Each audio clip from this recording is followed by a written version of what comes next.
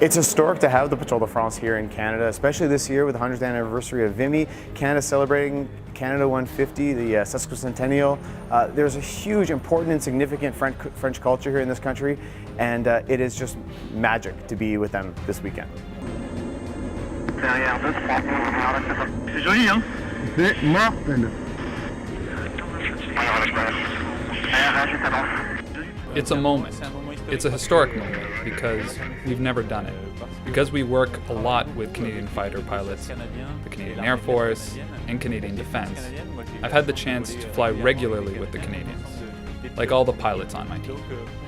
So to find yourself in Canada, the two teams together, flying over Parliament in Ottawa, and then going to Montreal, it's an immense honor for us, because we have very strong ties, and it's a way to show that.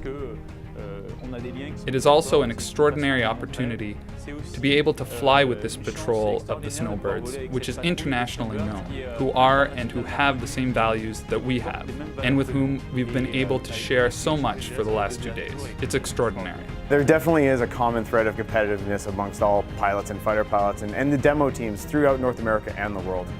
So we knew coming in that there was going to be a little bit of a rivalry, but once you start talking to these gentlemen, you find out that all pilots speak the same language. We have a lot of common ground, and we had an absolute hoot.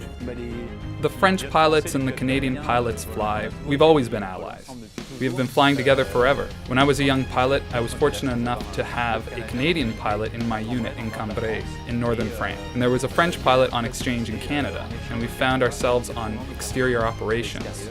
So we do the same job, and we defend the same values under banners on a regular basis. So there are links that are very strong indeed. When we're together, we don't feel like we have a Frenchman, a Canadian. We're together. We're fighting for the same causes. So it's brothers in arms, quite simply.